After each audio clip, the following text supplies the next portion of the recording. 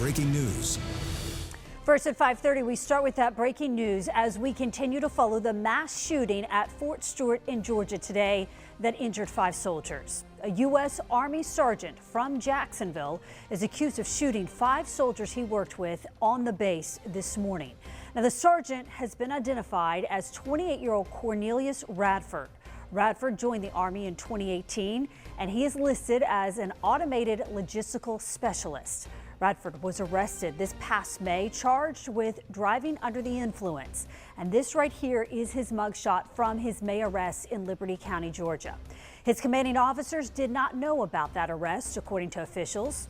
And back to the shooting today at Fort Stewart. It was just before 11 a.m.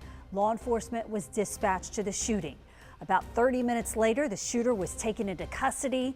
The Army tells us all victims are stable. All are expected to survive.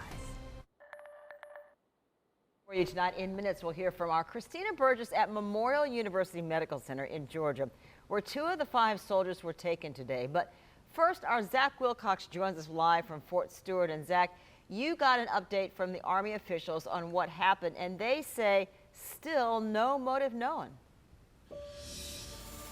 Yeah, that's something they weren't able to talk about just yet, Jeannie, as they continue to investigate. They did mention that they spoke with Radford after the arrest, so maybe they'll get some more information there. We're right at the front gate to Fort Stewart, that is. I'll step out of the way so that you can see that it's really returned to business as usual. Here, cars are leaving. It was shut down, this gate, for about 3 hours earlier today. And on the way up here, in fact, we also saw the ripple effect of all of this, that some of the Liberty County schools, they had some soft lockdowns that they did during the shooting investigation. They lifted those, and we saw kids getting out of school. You know, the first week of school, so hectic for those parents, hectic for anyone who was on the base earlier. We talked with one man who mentioned that he had no idea that there was a shooting earlier today. He was coming here to visit. His wife had never seen a military base, so he was bringing her, and he mentioned he actually intentionally left his gun behind because of how hard it is to get a personal gun onto the base. And one thing that the commander told us during a briefing is that they believe this wasn't any kind of training exercise. It wasn't a work gun, that it was actually a personal gun that was used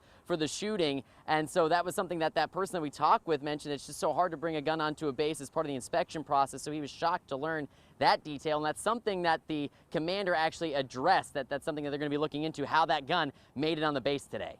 I'm very confident in the security of this installation. We've got a great partnership with local law enforcement.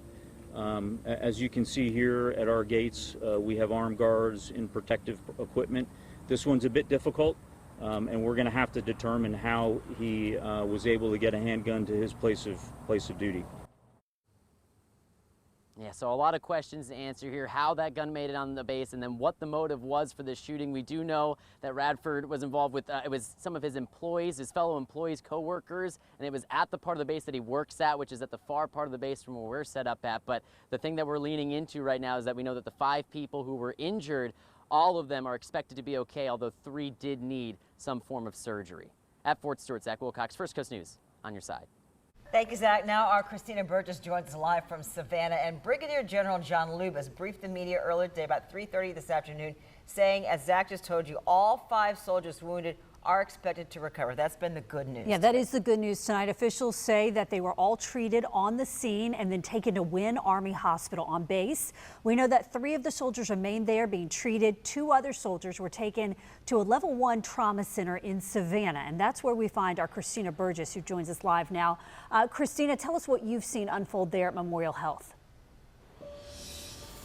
Well, Heather and Jeannie, I'll tell you, just seconds ago, we did see a U.S. Army ambulance pass by us. Now, we know those 2 soldiers were brought here on an ambulance from Fort Stewart, and that was a 30-minute ride. Now, where they were brought was a level 1 trauma center, the only one between Charleston, Jacksonville, and Macon. We heard from Dr. William Bromberg earlier, who is a surgeon here. He talked about the level of treatment that gunshot victims will receive when they do arrive, and how there's an array of resources as soon as that call comes in. When the call comes in, between 15 minutes, as soon as that patient hits the door, their staff is ready to act, and they also have lots of blood available, and also any blood that is needed as a backup to treat those victims.